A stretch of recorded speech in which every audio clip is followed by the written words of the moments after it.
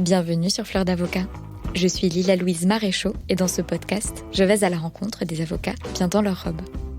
Au passage, Fleur d'Avocat, c'est aussi une newsletter que j'envoie chaque dimanche matin. J'y raconte le développement de mes activités et j'y partage aussi de l'expertise, notamment en matière de communication et de marketing. Vous pouvez vous abonner depuis le site fleurdavocat.fr. Place à l'interview, je vous souhaite une bonne écoute. Bonjour Élise Dufour. Bonjour. Merci d'être mon invitée sur Fleur d'Avocat. Merci à vous. Alors racontez-moi Élise, comment et pourquoi vous êtes devenue avocate ? Écoutez, je crois que c'est une bonne question. Je suis devenue avocate par vocation. Je crois que c'est ce que j'ai toujours voulu faire. En fait, ou plutôt par défaut. Je crois que je ne pouvais pas faire autre chose. Que vous ne pouviez pas faire autre chose ? Je ne pouvais pas faire autre chose. Il n'y avait pas d'autres domaines qui m'attiraient ou m'intéressaient. C'est une voie que j'ai suivie assez naturellement après le bac. Ça représentait quoi pour vous, avocat ? Alors, le métier d'avocat, c'est d'abord être libéral. Donc, dans libéral, il y a libre. Donc, c'est être son propre patron et avoir son activité qu'on développe avec cette idée de défendre les autres et de servir les autres. C'est les deux aspects, je pense, qui m'ont séduit dans cette profession. J'étais pas scientifique, donc je ne pouvais pas devenir médecin ou infirmier. En profession libérale, au service des autres, le métier d'avocat s'est imposé assez naturellement. Et ça, vous en étiez consciente de l'aspect libéral du métier, de l'aspect entre guillemets entrepreneurial du métier ?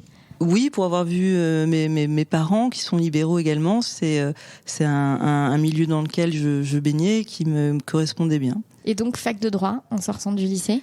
Fac de droit à Assas. Ouais. Paris 2, puis Paris 5, DESS droit des affaires européen. J'avais une volonté également de développer la partie internationale.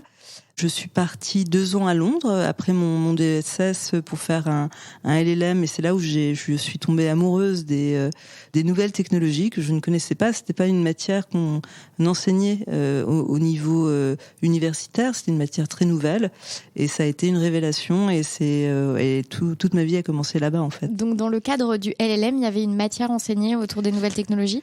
Il y avait ce LLM était orienté IP/IT. Il y avait une 4 majeure, une droit des marques assez classique, une autre données personnelles, c'était très nouveau. On parle des années 2000, 2002, 2003.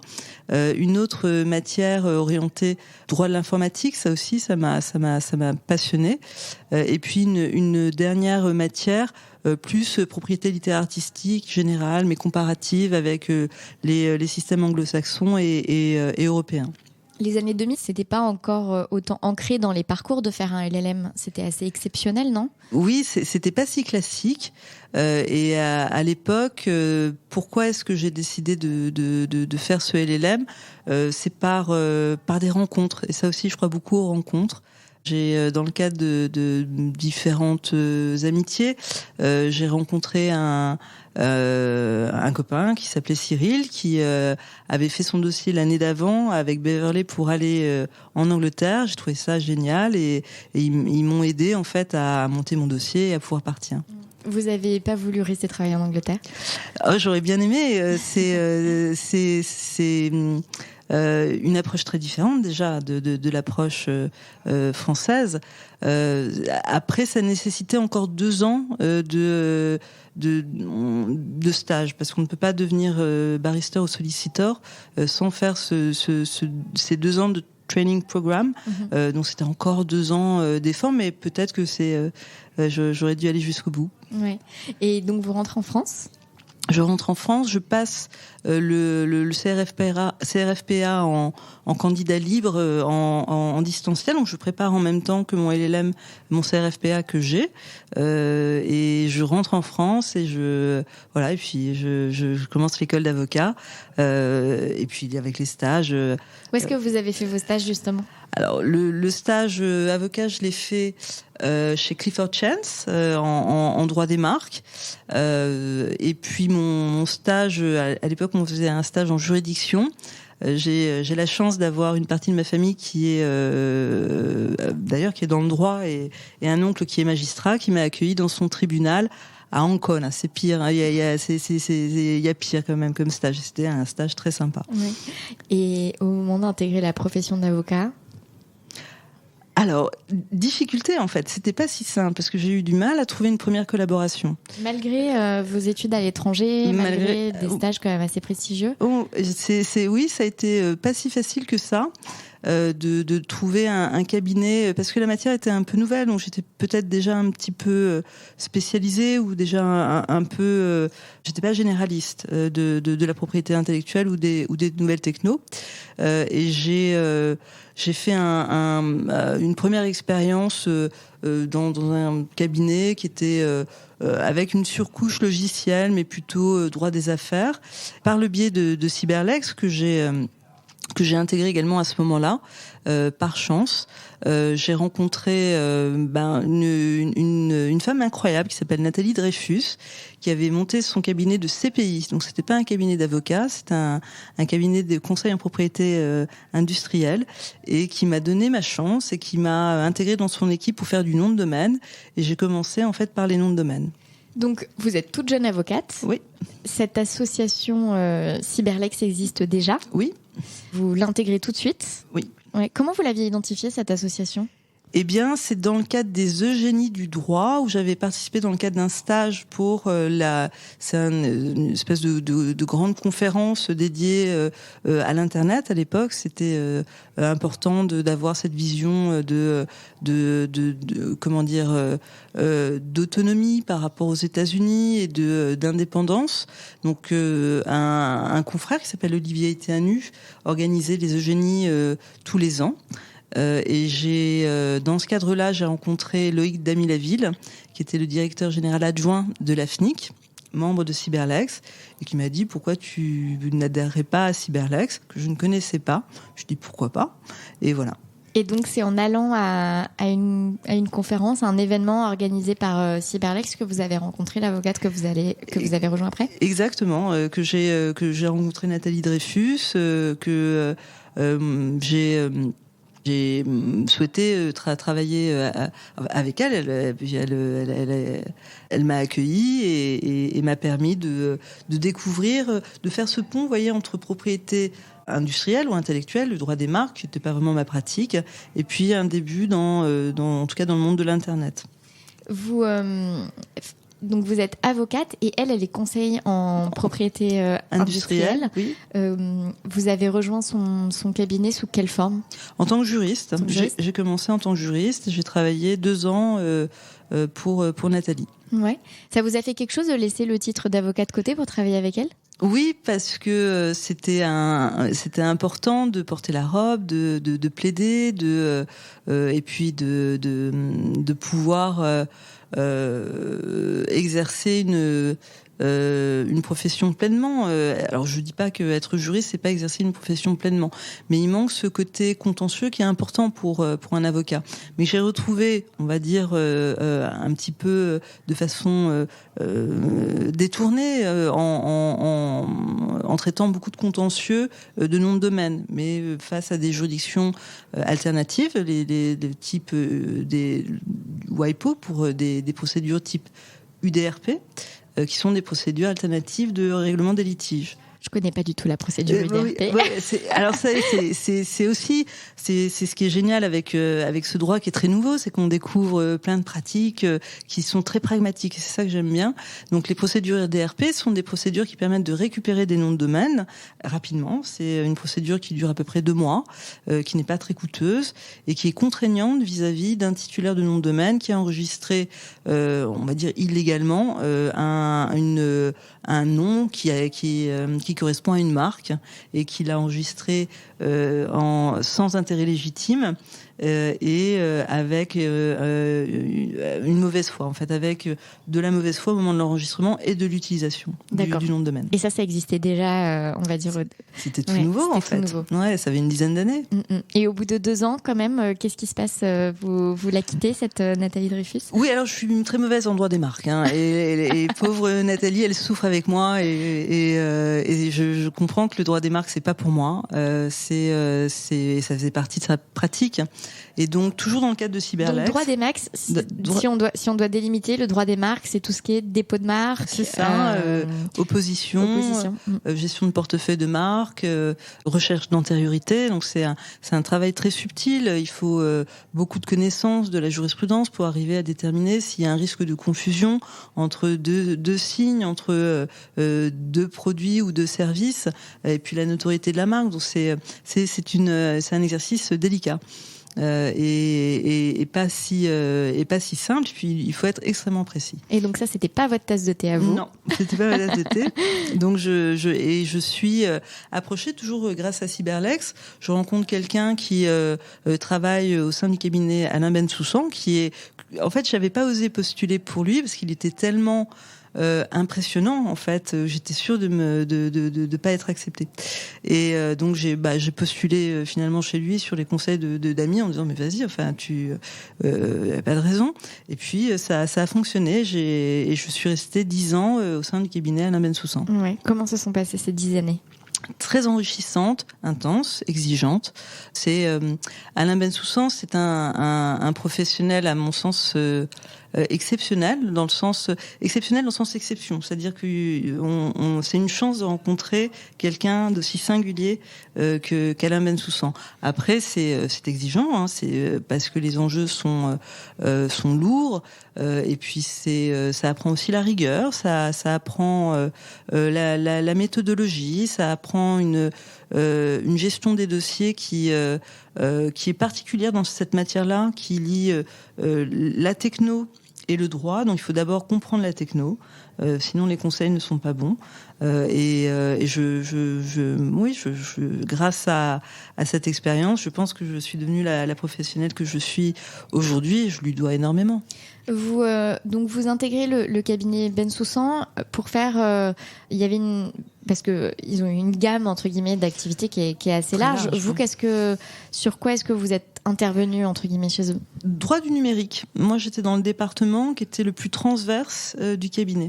Je ne faisais pas que du droit de l'informatique ou du droit des données personnelles ou du droit des marques. Il y a aussi un département droit des marques ou droit des sociétés.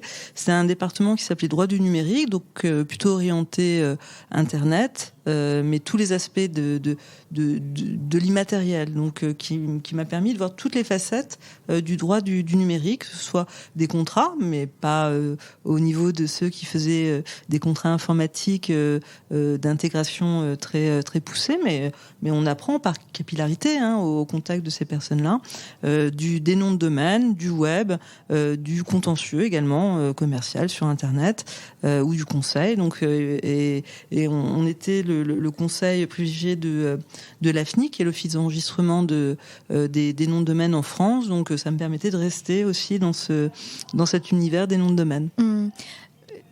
C'est intéressant parce que vous qui étiez si consciente, en fait, jeune de l'aspect libéral de la profession d'avocat, et en fait, vous avez commencé, passer la toute première expérience où j'imagine que vous étiez collaboratrice libérale dans ce cabinet plus généraliste en droit des affaires, mais vous avez commencé comme étant juriste dans un cabinet de conseil en propriété industrielle, et ensuite vous avez rejoint un cabinet qui recrute sauf erreur de ma part, sous le statut d'avocat salarié. Tout à fait. Est-ce que c'est quelque chose, je sais pas, qui a été par exemple, au moment de rejoindre Bensoussan, de vous dire je pars ce côté-là.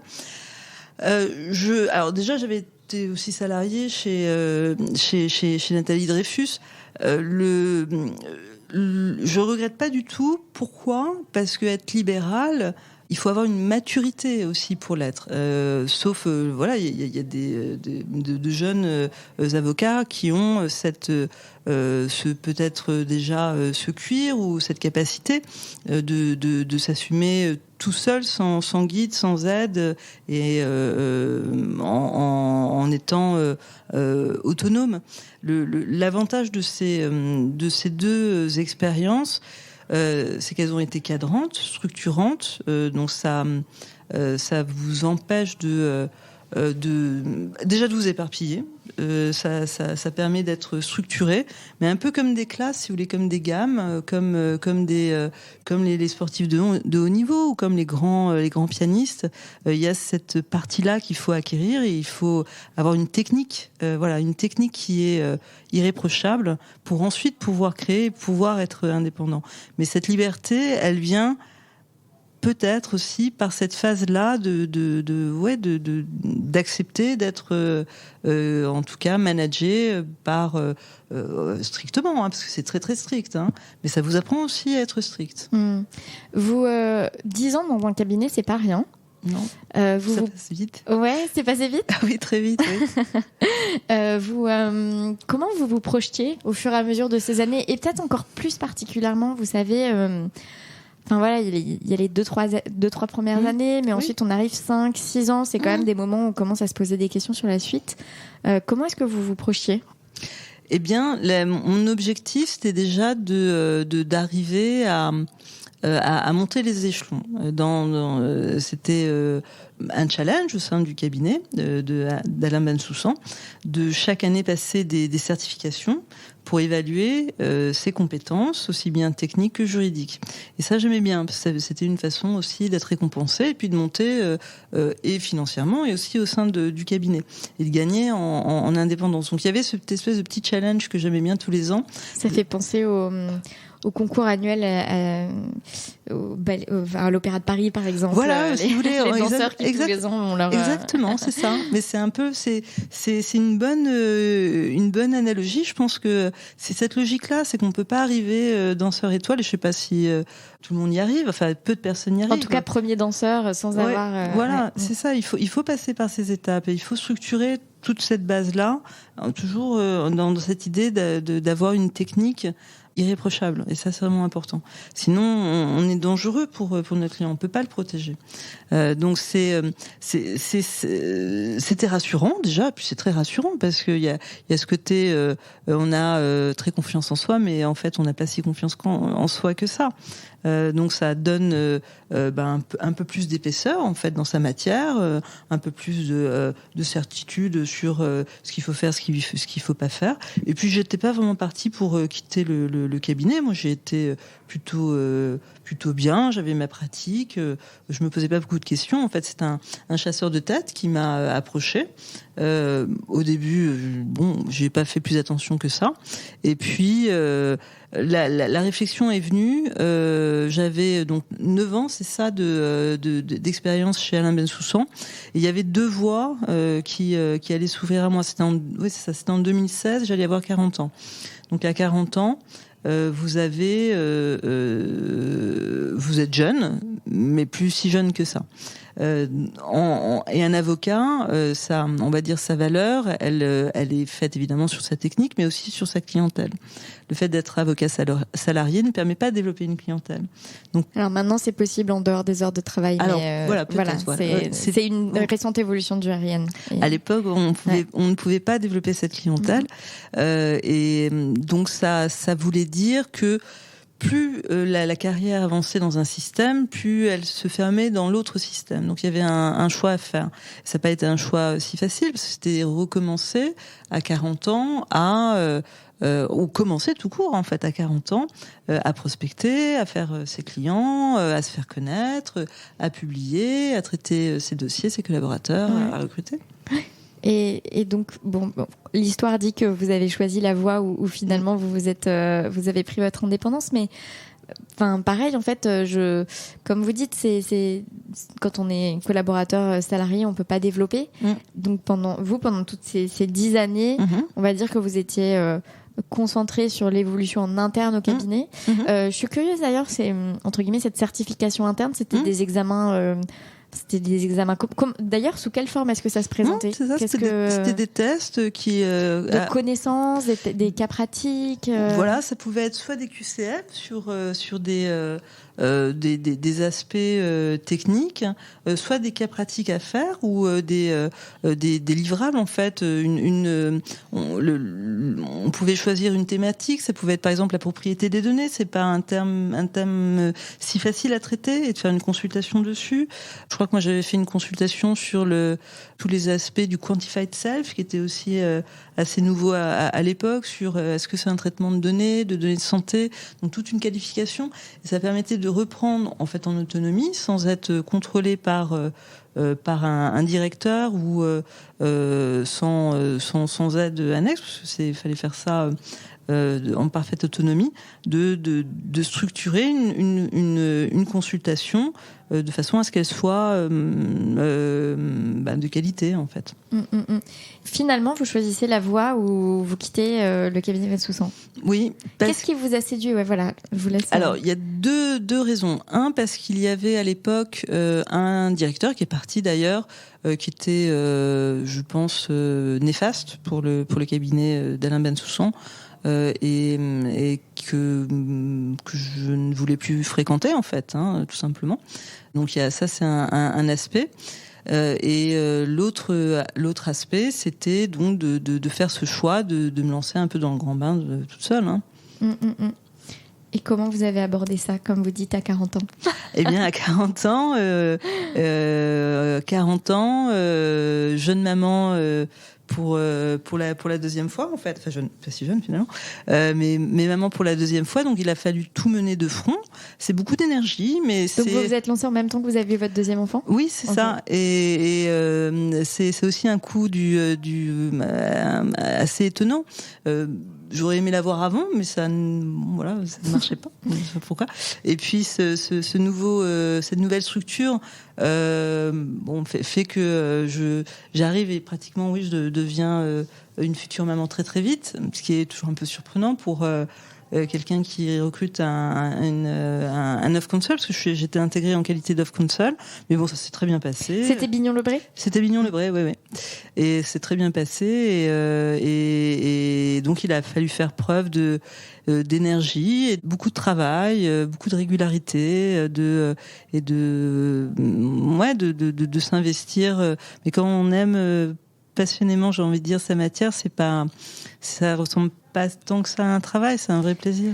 Qu'est-ce que le deal, c'était que vous développiez une clientèle pour devenir associé rapidement. Est-ce que vous intégriez quand même l'équipe d'un associé déjà dans cette matière, ou vous aviez tout à créer Alors, à Paris, il n'y avait pas d'associé dans cette matière. Il y avait un associé à Lille qui s'appelle Benjamin Moureau, avec une pratique marque, droit de l'informatique, data.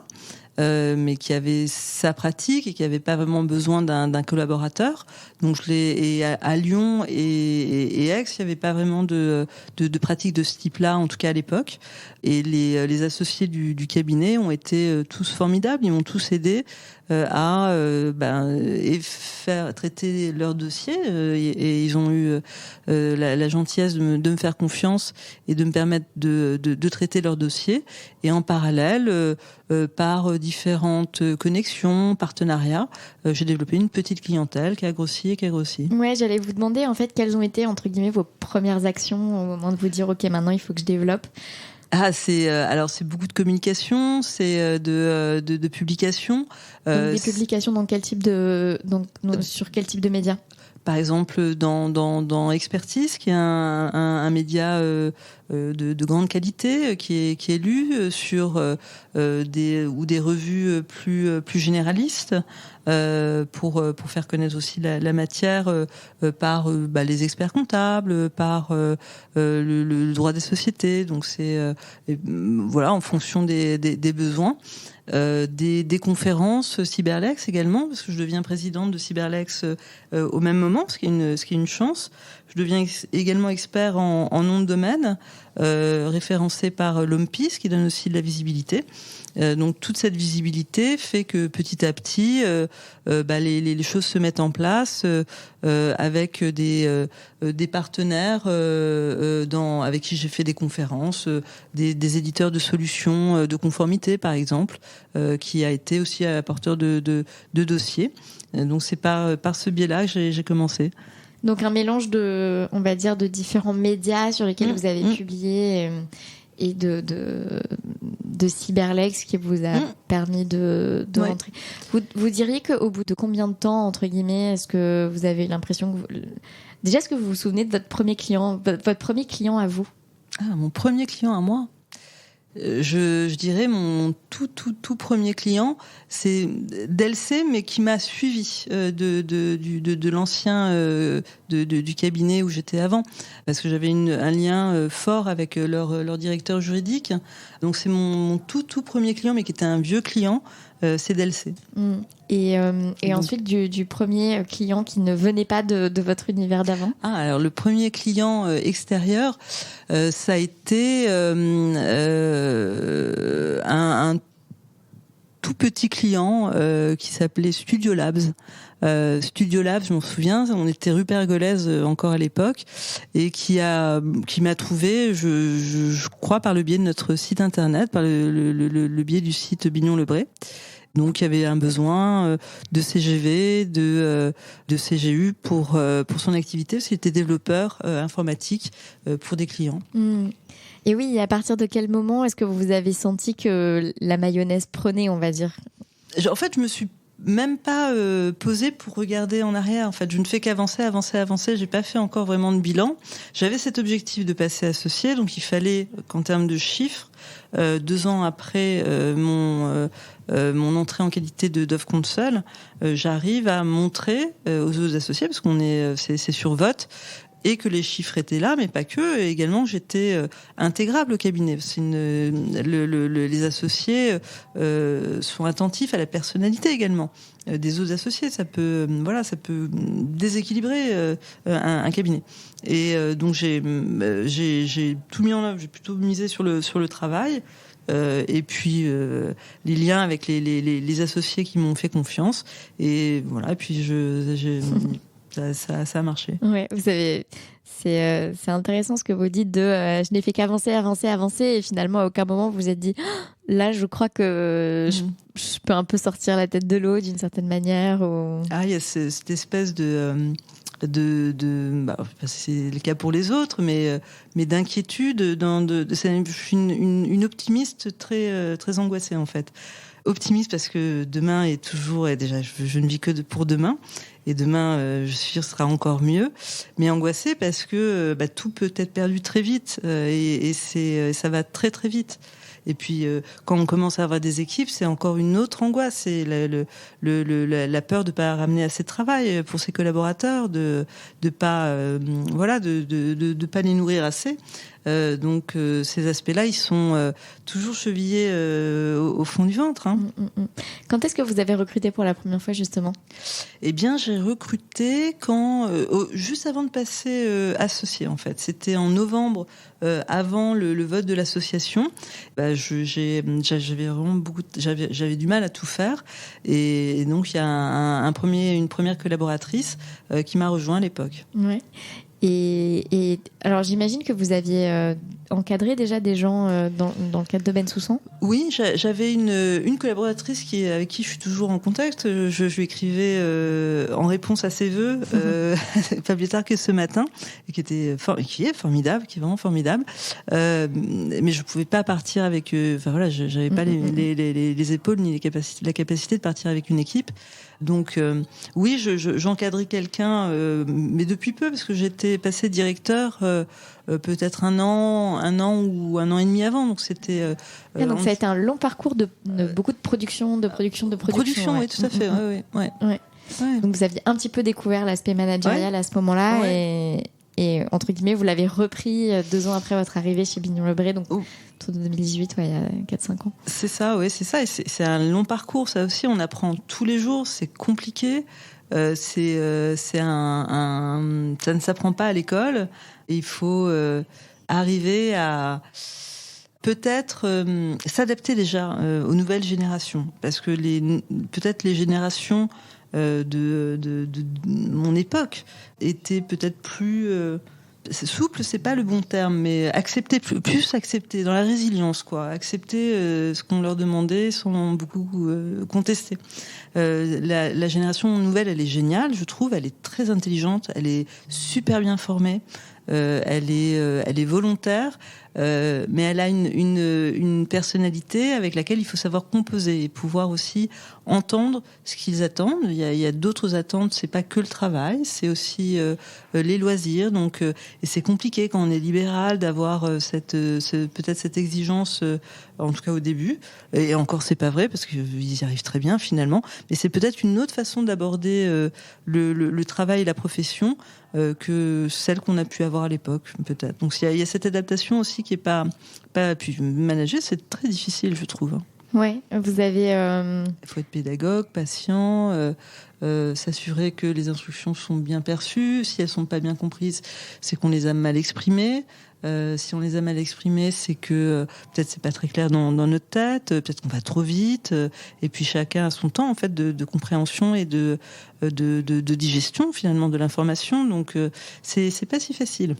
Comment est-ce que vous vivez entre guillemets ce choc culturel des générations Comment est-ce que vous l'appréhendez? Moi, ce que j'entends, c'est pas forcément que ils sont moins travailleurs, mais plus qu'ils sont, comme vous dites, sur l'aspect l'équilibre et le fait d'avoir du temps pour eux en dehors, et que donc ils n'ont pas cette souplesse en termes d'horaire, d'engagement, quoi. C'est vrai. Comment est-ce que vous vivez avec ça? Comment est-ce que vous le prenez?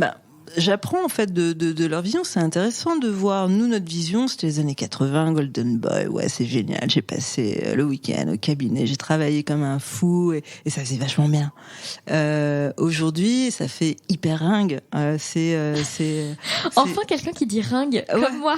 Voilà. Je me sens vachement moins seule. Voilà, donc c'est cette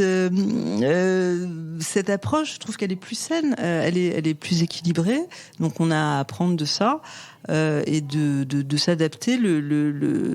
Finalement, les urgences qu'on s'impose sont que celles qu'on accepte. C'est à nous également de mettre des limites. On n'a pas à subir, on peut aussi l'organiser. Ouais, et justement ça, parce que c'est vrai que ce côté cascade entre guillemets de l'urgence, ça implique de soi-même avec ses clients de pouvoir redéfinir la notion d'urgence ou de non-urgence. Vous, est-ce que c'est une discussion que vous arrivez à avoir facilement avec vos clients? Alors c'est délicat parce que tous les clients sont pressés d'avoir une réponse. On est dans un monde en plus de l'immédiat. Où la réponse paraît facile à avoir, c'est pas si facile à trouver, et il faut aller vite et le temps s'accélère. Donc c'est non, en toute honnêteté, non. J'essaie de servir les clients aussi rapidement que possible et ça crée une pression évidemment sur les collaborateurs qui doivent respecter ce tempo. Mais on apprend vraiment tous les jours à mettre des délais plus éloignés et de aussi constater par soi-même que tout va bien, quoi. Qu'en fait tout va bien. Ouais. Une semaine après, tout se passe bien et la réponse est fournie et tout va bien. C'est intéressant ce côté où soi-même on ose peut-être donner 24 heures après ce qu'on aurait dit spontanément et puis en fait on voit que ça passe et tout se passe bien. Justement, comment est-ce que vous apprenez? Eh bien, de la réaction des autres en fait, en observant les attitudes, ce qui a été. J'essaie de lire si en face tout va bien ou pas. Si ça va pas.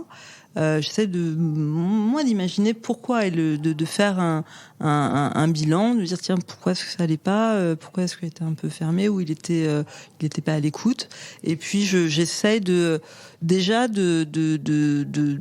une petite introspection. Non, oui, peut-être que là j'étais un peu cash, peut-être un petit peu rapide. Donc le lendemain, il y a toujours un temps en effet de repos qui est utile. On reprend les choses et je dis je comprends, c'est pas facile, j'ai bien conscience que c'est difficile, je suis là, je peux vous aider. Maintenant voilà, je pense qu'il faut faire comme ça et puis n'hésitez pas à me solliciter. Donc c'est en voyant la réaction de l'autre déjà. Et puis en le sentant, ça on le sent aussi quand on est content de soi ou on n'est pas content de soi. On le sent intérieurement. Donc quand je suis pas satisfaite le soir, ça peut être soit parce que j'ai mal organisé mon temps, j'ai perdu du temps, soit parce que j'ai mal organisé la répartition des dossiers ou des tâches, soit parce que je me suis mis des contraintes trop courtes, soit des budgets trop serrés aussi. C'est tout cet équilibre qui se réajuste en fonction de finalement comment on se sent dans sa pratique. Et on se sent jamais très bien en fait. C'est rare de se coucher le soir en ayant l'impression Ouais. Sauf qu'on a gagné une affaire où là on plane à 10 000. Et là c'est le roi du monde, etc. On se sent comme dans Titanic.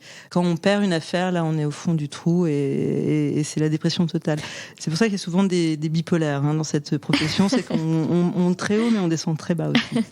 Vous, le contentieux, c'est une grosse part de votre activité aujourd'hui ? C'est pas une grosse part, mais c'est une part, je pense, importante. En tout cas, ça fait partie de la pratique que je veux développer. C'est parce qu'on apprend autre chose en contentieux. C'est un travail très différent. Déjà de maîtrise, d'éloquence, et c'est important, de conviction, et d'arriver à... c'est une bagarre en fait, mais élégante. Et il faut rester élégant. Et j'aime bien ce côté boxe française où on est là, on défend notre client. Enfin, il faut. Ça, c'est aussi ça qui m'a plu dans le droit, c'est que en droit romain, l'avocat c'était le champion. En fait, on choisissait un avocat comme un champion qui allait se battre pour vous, mais physiquement. Et c'était celui qui gagnait entre les deux, qui du coup donnait la victoire à son client en quelque sorte. Donc c'est ce côté champion que j'aime bien. C'est rigolo que vous disiez ça. Hier, j'interviewais Alvin Gobardan, qui est avocat en droit commercial et y compris en contentieux commercial chez Joff et Associés et qui est ancien boxeur professionnel. Et je ne pense pas qu'il sache cette origine-là, donc je vais lui en faire part. Tiens. Voilà, moi ça m'a marqué lors de ma première année de droit où j'ai eu une révélation. Je dis mais ouais, c'est ça, je suis un champion. Et pour être un champion, il faut se battre. On se bat pour son client et on se bat avec une technique. On se bat pas n'importe comment. Je vous demandais pour la part du contentieux parce que vous dites. Globalement, on se couche jamais en étant très bien, sauf quand on a gagné un contentieux et dans ces cas-là, on plane à 10 000. Bon, bien évidemment, quand on perd, et donc ça pose la question de en conseil. Où est-ce qu'on trouve cette adrénaline au-delà de l'adrénaline, cette satisfaction, cette satisfaction, ce pouvoir se sentir bien par rapport à son activité. Alors, je pense qu'en conseil, on est satisfait de façon moins éclatante. C'est quand on arrive à avoir dans une consultation une solution, donc c'est plus subtil, une solution juridique qui est claire déjà, qui est comprise par le client et qui est innovante. C'est ça, en tout cas, ce qui me donne satisfaction, c'est ça. C'est de faire déjà un nouveau client aussi. Ça, c'est une vraie satisfaction d'arriver à convaincre un nouveau client, d'être accompagné par son équipe. C'est une vraie satisfaction. Mais en contentieux, c'est pareil. Il y a cette acquisition du client qui fait toujours très très plaisir. Mais le point, peut-être dans la négociation contractuelle, mais c'est moins. Une fois de plus, c'est moins éloquent. Puis c'est souvent du compromis. On n'est pas en train de se battre. On n'impose pas des conditions. Voilà, c'est ça. En ayant le fin mot surtout. C'est ça, c'est plus subtil. C'est plus. C'est une histoire d'équilibre et d'avoir une vision assez globale, donc de synthèse sur si tel élément est concédé, qu'est-ce que ça va avoir sur le reste de la relation contractuelle et est-ce que je protège bien mon client. Je trouve qu'il y a un truc dans ce que vous dites en fait, en tout cas vous vous couchez rarement très bien. Enfin, il y a souvent cette sensation qu'il y a eu un truc dans la journée qui est à revoir, que ce soit sur l'organisation du temps, la répartition de la charge, le contenu du travail. Et comment vous encaissez ça sur le long terme ? J'ai envie de dire, il me semble que c'est de l'habitude et les points, parce qu'il faut quand même des points des moments de on relâche la soupape en fait. Ça va être par... Ouais, il n'y en a pas tant que ça en fait. Je suis sportive mais j'ai pas le temps pour l'instant. Mais il n'y en a pas tant que ça. Donc on verra dans le long terme comment ça... Pour l'instant ça va. Ouais, mais, pour le moment ça va malgré ça. Ouais, pour l'instant ça va. Et puis, mais je crois que le fait d'être... et c'est peut-être ça aussi, il y a un côté un peu fuite en avant, mais le fait d'être toujours en action, de surtout pas se poser, c'est une façon de pas se poser justement. Et on avance. Le fait de se poser à ce côté, alors ça dépend des personnalités, mais peut-être pour moi c'est le cas bon, il faut réfléchir à qu'est-ce qui se passe. Est-ce que c'est bien ce que je fais? Est-ce que c'est ce qui convient de faire pour la famille, pour l'équilibre, pour tout ça? Et j'ai pas depuis en tout cas que j'ai rejoint Bignon-le-Bray. Et que j'ai ce chemin d'associer, c'est pas un temps que j'ai voulu prendre, parce que je pouvais le prendre, c'est pas que je pouvais pas, c'est que j'ai pas vraiment voulu le prendre. Ouais. Et vous en avez toujours pas envie? Non, pas vraiment, non, mais par peur certainement, parce que avancer. Qu'est-ce que vous avez peur de découvrir dans ce... qu'il y a que le temps passe très vite, que les enfants grandissent, que la famille est pas assez présente, qu'on prend pas le temps pour autre chose en fait. C'est ça qui c'est cette espèce de, on m'a souvent dit ça, cette espèce de bouton du milieu qui est compliqué à trouver parfois. Vous aujourd'hui votre activité, est-ce que par la force des choses ou d'ailleurs par l'intention, est-ce que il y a des grandes tangentes qui se sont développées, je veux dire, outre l'aspect droit du numérique, on a bien compris que vous étiez très Internet, tout ça, mais est-ce qu'il y a des grandes tangentes qui se sont définies? Par la force des choses, le RGPD, puisque le RGPD est arrivé dans la vie de tout le monde en 2018 comme étant... score. Donc ça, oui, c'était pas une pratique que j'avais plus développée que ça avant. J'en faisais, mais par accessoire, en fait, dans le cadre des dossiers que je traitais. Et puis, il y a une autre grande tendance là qui, je pense, s'impose, c'est la cybersécurité. C'est un domaine que je trouve très intéressant et technique et peut-être assez normé, très normatif, pas si conseillé en termes juridiques. C'est un des secteurs, en tout cas, des pans que j'aimerais bien développer. Ouais. Et est-ce que vous avez des secteurs d'activité spécifiques, d'intervention? Alors, c'est vrai, j'ai eu la chance d'avoir le trophée d'or santé numérique la semaine dernière, donc ça, je suis très fière. Félicitations. Merci beaucoup. Donc ça, c'est une activité, bien sûr, que j'apprécie énormément. Donc, et puis la publicité aussi. Je précise que c'est vrai que je décorrèle complètement ce podcast de toute actualité. Enfin, je veux dire, je n'invite pas mes invités parce qu'ils ont une actualité quelconque de reconnaissance extérieure ou autre. Enfin, j'avoue que je suis pas ces choses-là. Je prends juste mon fichier avec les recommandations qui me sont faites et je me dis tiens, ça fait longtemps que j'ai pas eu une avocate en protection des données personnelles et je cherche et je regarde et voilà. Donc je dis ça parce que effectivement c'est histoire que personne ne s'étonne du fait que je n'ai pas en tête ce trophée d'or. Et puis tout le monde l'a pas en tête. Mais donc j'ai eu ce trophée d'or en santé numérique en janvier 2023. Et puis le côté et puis l'autre grand domaine qui me plaît bien en termes de secteur, parce que c'est très compliqué, c'est tout ce qui est publicité en fait, segmentée, ciblée, tous les nouveaux aspects. J'étais au CES de Las Vegas en janvier, en début d'année. C'est un voyage que je fais tous les ans pour voir les grandes tendances, justement, pour pouvoir apprécier ce qui va être dans les salons de tout le monde demain ou pas, parce qu'il y a aussi beaucoup de rêves qui ne deviennent pas réalité.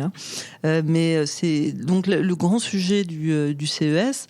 c'est ce Web 3.0. C'est d'ailleurs le sujet de notre colloque Cyberlex. La guerre du Web 3 aurait-elle lieu ? C'est une question.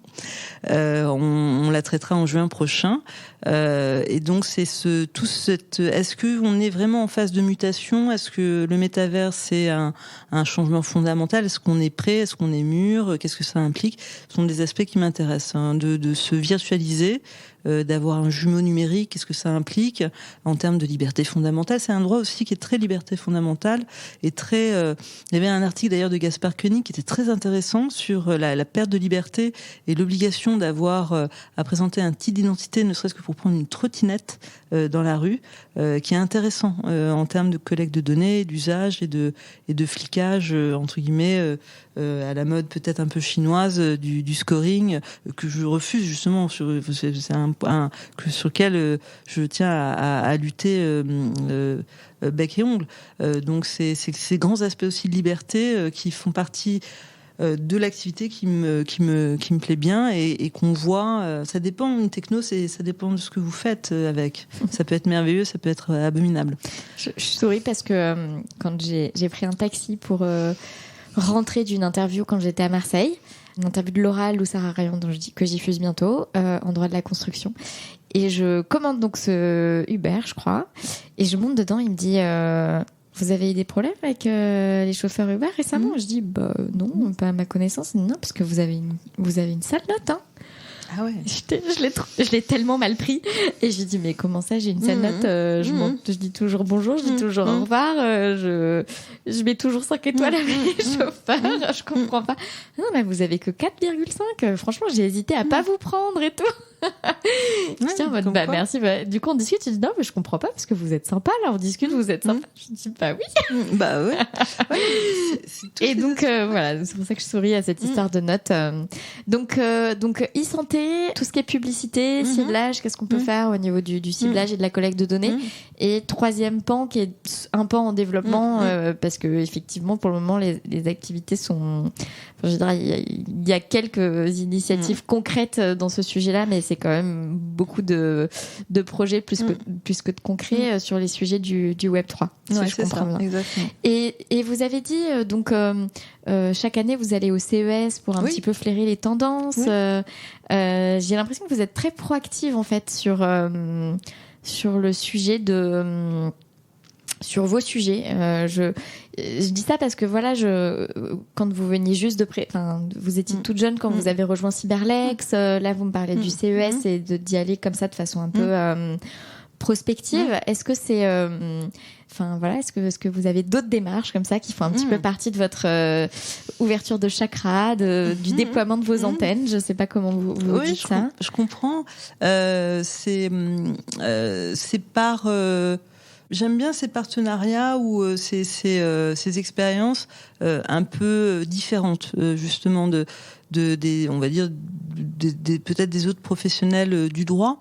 Et je vais essayer de monter un partenariat technique et juridique avec l'ancienne DSI d'un grand groupe français automobile pour justement aller sur ces côtés cyber. Mais ce sera pas un côté prospectif ou de conférence ou d'un salon auquel je vais participer, mais là d'essayer d'être un acteur ou moteur d'une offre que d'autres confrères cherchent aussi à monter, mais coupler le juridique et la technique de façon un peu plus poussée. Ouais. Et justement, une autre de mes questions, c'est alors déjà, donc par exemple, le CES, vous y allez. Vous baladez dans les... Il se trouve que j'ai une amie qui présente tous les ans au CES, Anne-Charlotte, qui travaille pour une start-up objets connectés, voilà. Et donc, de temps en temps, elle nous envoie des photos. Donc, j'ai une petite vision de ça, à quoi ça ressemble. Donc, je vais la partager avec les auditeurs. Ce que j'ai l'impression, c'est un grand hangar, une sorte de grand centre de conférence. Avec des stands partout, beaucoup de monde, des néons blancs qui font mal à la tête. C'est ça, oui. Et il y a même deux centres. En fait, il y a la partie Eureka Park qui se trouve au Venetian Center, au centre de Venetian. C'est à Los Angeles, donc à Las Vegas. Ouais, à Las Vegas. À Las Vegas. Et là, c'est la partie start-up et qui est plus petit. Puis dans l'autre partie qui est un tout petit peu à l'extérieur, dans le Convention Center, il y a un énorme parc, mais on n'a pas le temps de tout faire en fait, qui est organisé par déjà il y a 2 étages et la partie basse c'est plutôt les grands acteurs, au-dessus c'est plutôt les innovations un peu plus grand public, et puis il y a une partie dédiée à l'automobile ou à la mobilité on va dire, qui est encore dans une autre partie du salon, mais oui c'est immense, hein. On fait des pas, hein. Et donc vous y allez, vous baladez, vous regardez un petit peu quelles sont les technologies qui sont présentées. Et qu'est-ce que vous en faites de cette information que vous récoltez ? Alors, c'est une très bonne question. Là aussi, c'est une approche un peu différente. Je suis en train de finaliser un SharePoint là-dessus, qui va sur les thématiques que j'ai choisies. J'ai choisi 4 thématiques, à savoir la robotique, la santé connectée, on va dire la mobilité ou les voitures autonomes et le Web 3. Donc ce sont les 4 thématiques sur lesquelles j'ai assisté à des conférences que je suis en train de résumer et d'illustrer en images, avec pour ces grandes thématiques les grands acteurs ou les nouveaux acteurs que j'ai pu identifier, notamment de la French Tech, pour les mettre en valeur.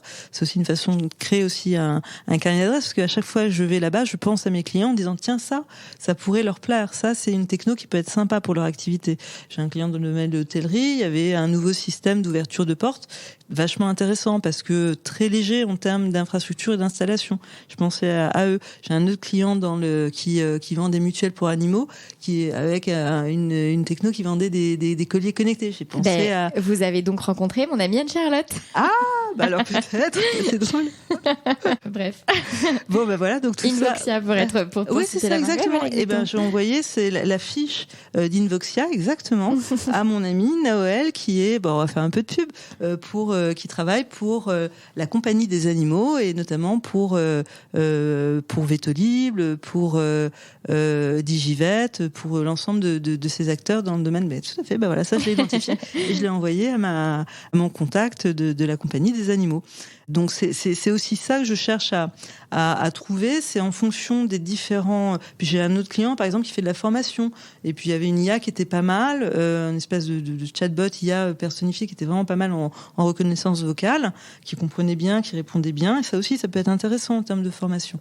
Donc c'est autant d'acteurs, je n'ai pas tout vu, que j'essaie de remettre sur cet environnement-là, de façon à ce qu'il soit dynamique, pour que chaque année on refasse une couche, et que ce soit pas un livre qu'on oublie ou qu'on laisse, mais d'essayer de créer un livre numérique, c'est-à-dire évolutif, et qui est vivant comme une espèce de film, mais dont on verra les images au fur et à mesure du temps. Donc vous cartographiez cet écosystème, on va dire, dans un SharePoint ? Dans un SharePoint, et j'en fais une synthèse pour les grandes tendances. Alors je m'inspire évidemment, d'autres acteurs l'en font, hein, dont c'est le métier, qui sont journalistes, qui font des très bonnes synthèses.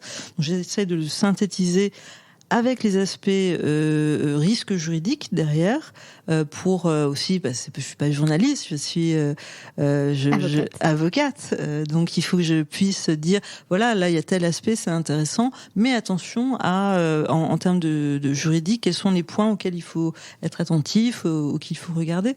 Donc c'est cette et puis j'inviterai tous ceux qui sont intéressés pour lire tout ça.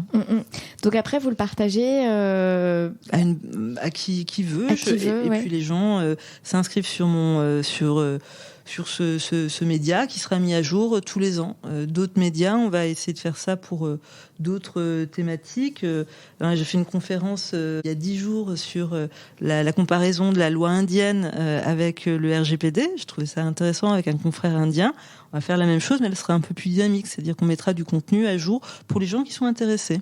Donc, ils s'inscriront sur notre SharePoint, puis on mettra du contenu en ligne. C'est un gros travail, ça, de curation de contenu, d'actualisation, voilà, donc.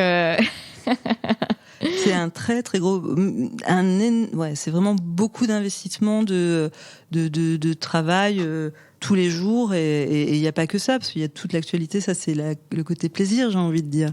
Il y a toute la partie aussi veille, le droit, quoi, la veille juridique, qui avance tous les jours tellement vite. Qu'est-ce que j'avais une question sur cette histoire de SharePoint, mais comment vous avez je sais pas, c'est bête, mais comment est-ce que vous avez appris à mettre en place tout ça? Toute seule, comme dirait Véronique Sanson. Toute seule. J'ai pris les outils étaient disponibles. Non, j'ai acheté une licence SharePoint parce que je trouvais ça.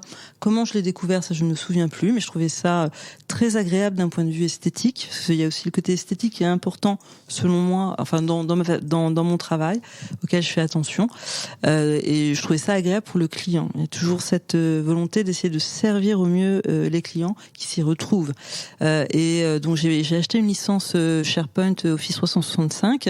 Et puis au début j'ai fait ce que j'ai pu, et puis j'ai acheté des formations que j'avais suivies le week-end pour voir les fonctionnalités, et puis à force de l'utiliser, je découvre des nouvelles choses, et je suis loin de toutes les capacités SharePoint. Donc ça, c'était pour, par exemple, comment vous fonctionnez avec cette ouverture de chakra en prenant l'exemple du CMS. Et j'ai une autre question, parce que j'ai l'impression que vous vous êtes beaucoup investi dans Cyberlex. Et donc ça pose la question de comment est-ce que... Parce qu'il y a beaucoup d'avocats qui s'investissent dans des réseaux, mais en fait, ils savent pas trop quoi en faire de leur investissement dans le réseau. Vous voyez ce que je veux dire? C'est-à-dire... bon, ok, une fois que j'ai adhéré, maintenant, comment est-ce que je fais en sorte que cet investissement... créer quelque chose, que ce soit pas juste une adhésion sur le papier, et que derrière... Et donc, je vous pose la question, vous, et puis en plus aujourd'hui, en tout cas, vous présidez encore Cyberlex? Non, je suis vice-présidente. Maintenant, c'est Nicolas Courtier qui est président. Donc, vous avez présidé Cyberlex, et voilà. Comment est-ce qu'on s'investit bien dans une association professionnelle? Eh bien, par la régularité. Il y a pas de secret. On fait une réunion déjà au niveau du conseil d'administration toutes les semaines, tous les mercredis, une demi-heure pour faire un point, pour voir les points qu'est-ce qui avance, qu'est-ce qui n'avance pas. Participe qui peut, mais comme je suis l'organisatrice, je participe à toutes les réunions. Ensuite, en étant présente à toutes les réunions mensuelles pour rencontrer. En fait, Cyberlex, si vous voulez, pour tout vous dire, c'est un alibi mental pour voir des copains, pour pouvoir échanger avec d'autres. Sinon, on trouve pas le temps. D'autres confrères ou d'autres professionnels du même secteur que vous pour se retrouver dans le cadre d'un moment agréable avec une vocation intellectuelle, parce qu'on fait une réunion sur une thématique qui est d'actualité, qui est intéressante à traiter. Donc cet investissement, il passe par un suivi hebdomadaire, les réunions mensuelles et puis les rencontres annuelles qu'il faut préparer. Et ça, c'est un gros travail, mais c'est toute l'équipe, c'est pas que moi. Et le conseil d'administration est formidable. On est une petite dizaine, et heureusement, et puis on prend, je crois, beaucoup de plaisir à travailler ensemble et à se retrouver. Donc c'est un investissement collectif. Et donc là, je vous interviewe, on est en janvier 2023. Vous avez dit la prochaine édition de cette réunion annuelle, c'est en juin, et c'est sur le Web3, c'est ça? C'est ça, oui. Ça sera au Sénat. J'ai oublié la date, mais début juin, il me semble. On a fixé la date, on va pouvoir communiquer dessus. Et ça sera tous les aspects Web3 qui fascinent et qui interrogent sur les nouveaux usages et sur ce que ça implique en termes de risques juridiques. On se pose des questions qui sont peut-être faciles à résoudre, mais qui méritent d'être, en tout cas, d'être creusées avec cet aspect peut-être un petit peu, ce qui est très nouveau, c'est les aspects blockchain et smart contract. Donc je pense que j'ai l'impression en tout cas qu'il va y avoir un aller-retour entre le réel et le virtuel qui va être facilité, que le réel va s'introduire dans le virtuel et vice versa. Donc avec un environnement un peu plus confondu, et donc un cloisonnement moins fort que lorsque vous êtes sur Internet, vous êtes face à un écran, ce sera plus fluide que ça. J'ai mon amoureux qui a participé à une conférence sur le Web3. Ouais. Et c'était toute une journée de conférence sur le design. Et donc, c'était un espèce C'était comme s'il était dans un espèce de jeu vidéo. Ça m'a fait penser à... J'ai pas beaucoup joué aux jeux vidéo des Pokémon, mais ça m'a un peu fait penser aux jeux vidéo Pokémon. Ah oui, ok. Et à celui sur Game Boy, genre il y a très très longtemps. Quoi. D'accord. Et c'est peut-être pas abouti encore. Ouais. Et en fait, et effectivement, mais c'était pendant toute la journée, et il se baladait dans cette espèce de truc, et puis il croisait des gens, et puis du coup il pouvait... quand il se rapprochait d'eux, il entendait les discussions entre deux autres personnes et il pouvait genre complètement se rapprocher, etc. Prendre le métro pour aller dans une autre zone pour aller à une autre conférence, etc. Et donc voilà, moi je suis pas hyper technophile, mais j'ai commencé entre guillemets à entrevoir ce que, en tout cas par exemple d'un point de vue événementiel, ce à quoi ça pouvait contribuer de différent de juste un enchaînement de visioconférences auxquelles on peut se connecter. Et lui, il a vraiment passé, enfin, il était complètement hypnotisé par ce truc. Il y a passé la journée. C'était sa journée la moins productive du monde. Et à la fin, il était là en mode, mais j'aurais dû poser ma journée pour participer à cette journée de conférence. Parce qu'en fait, c'est vraiment comme s'il était allé à la conférence. À la conférence, ouais. Bah, c'est intéressant. Je pense que là, il y a cet aspect en effet addictif. Déjà, faut faire attention. C'est encore un autre sujet. Mais quand c'est immersif, pour l'instant, si vous voulez, les casques de réalité virtuelle, je trouve, sont pas agréables à porter. Les porter, tout ce qui est haptique, en termes de veste, ça aussi, je l'ai testé, c'est marrant, on a l'impression de se prendre une balle, mais pour de vrai, hein. Donc pour les gamers, je vois bien l'intérêt. Mais je n'irai pas jusqu'à moi me changer pour jouer, puis avec mon casque et tout, c'est pas agréable. La réalité augmentée, c'est encore autre chose, c'est-à-dire d'avoir une visibilité quand même sur les côtés et pouvoir avoir en profondeur des informations. Ça, je trouve ça plus accessible. Mais à mon sens, ça va évoluer et ça va aller plus vite qu'on ne pense lorsque la partie wearable ou la partie vêtements et accessoires sera plus agréable et plus aboutie. Et en effet, d'un point de vue graphique, pour l'instant, c'est pas. On a fait une room dans le métavers pour rigoler. J'ai invité personne, j'ai rencontré personne moi dans ma room, j'étais toute seule. Mais je trouvais ça marrant et de créer son avatar et puis de lui donner. Elle est beaucoup mieux que moi, cet avatar. J'aimerais bien.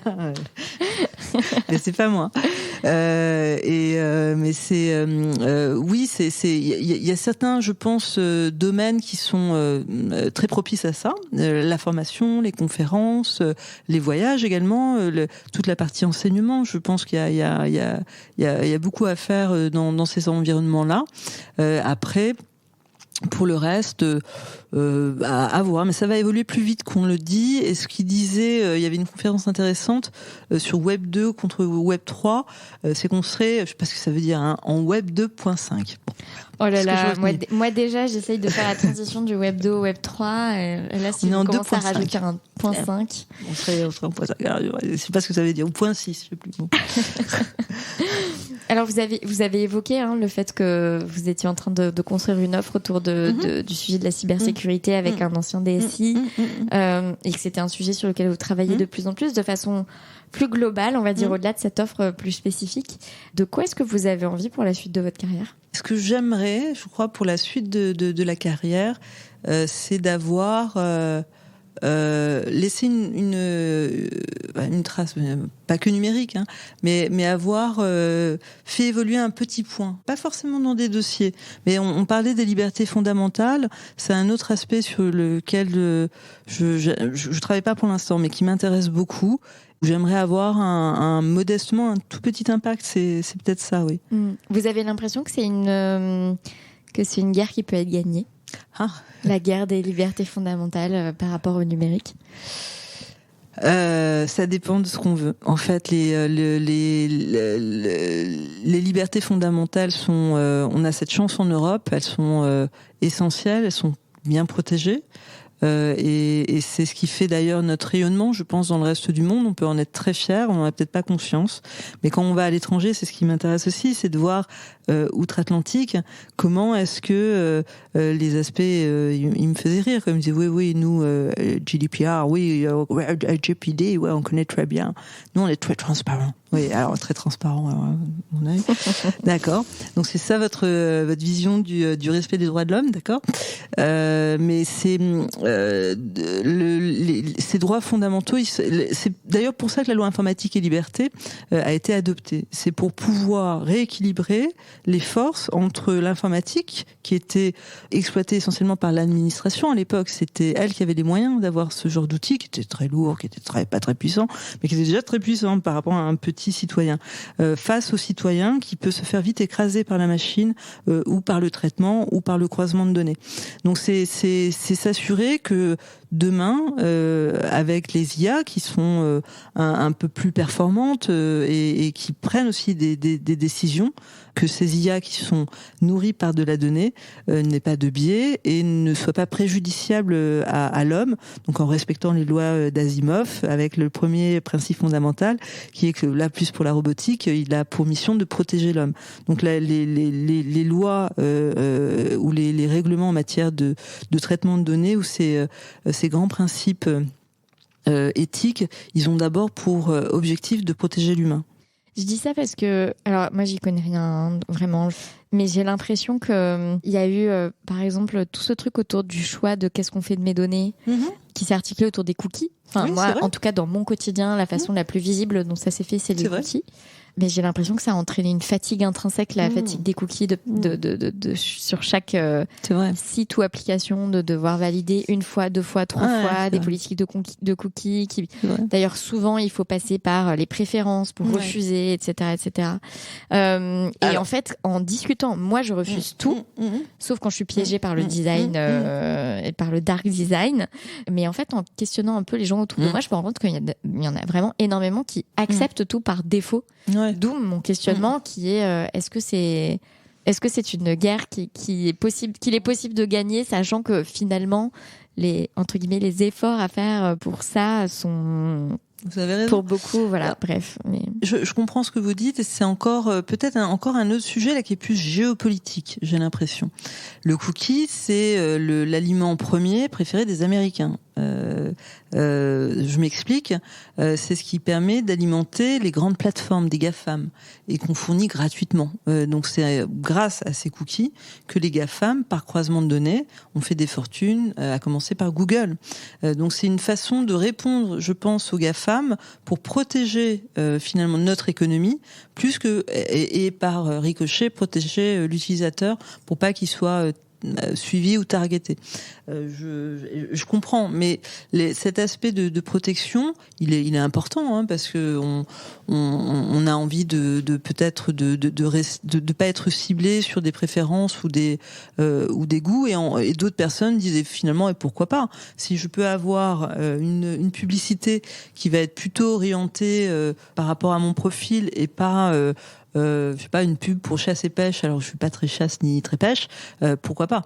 Même si ce serait meilleur pour mon portefeuille de n'être exposé qu'à des trucs de chasse et pêche. Voilà, exactement. Après, il y a le côté, c'est ça, attention au portefeuille, et puis même le côté addictif. Si je suis une fétichiste des chaussures et je reçois que des pubs de chaussures, ça va être vraiment tentant. Mais les aspects de droits de l'homme numérique ou de droits fondamentaux, c'est aussi sur le refus d'accès à un service du fait du traitement d'une donnée. De la banque, d'un employeur, de la santé, ou de réutiliser ces données-là pour soit faire monter un prix. Sujet de c'est ça qui une assurance qui a accès à et exactement. Qui donc, c'est ça, et c'est plus insidieux, ça se voit pas. Le monde cookies, c'est casse-pied, je suis d'accord. Je sais pas, les cookies vont probablement disparaître d'ailleurs. Il y aura un identifiant unique qui sera managé par Google, donc on trouvera autre chose pour suivre en tout cas les utilisateurs, et puis avec un suivi qui sera encore plus poussé, puisque votre véhicule connecté de demain, ça va être votre plus grand mouchard en fait. Il va tout raconter sur ce que vous faites. Ce sera lui le grand mouchard.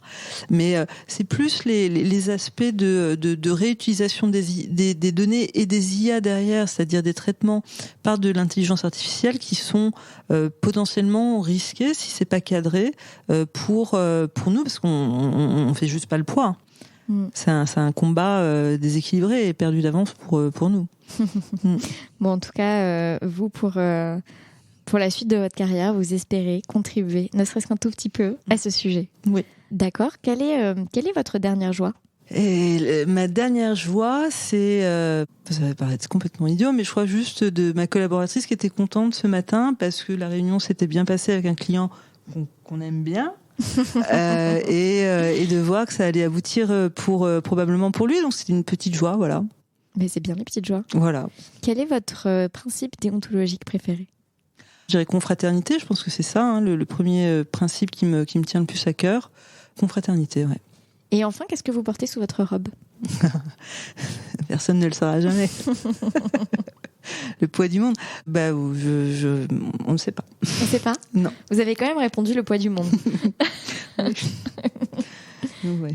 C'est un sentiment ? Oui, c'est pas du monde, en tout cas du client, oui, un peu comme un passage côté maman peut-être qui parle, mais de porter un client comme on porte un enfant pour le protéger, pour l'accompagner, ouais.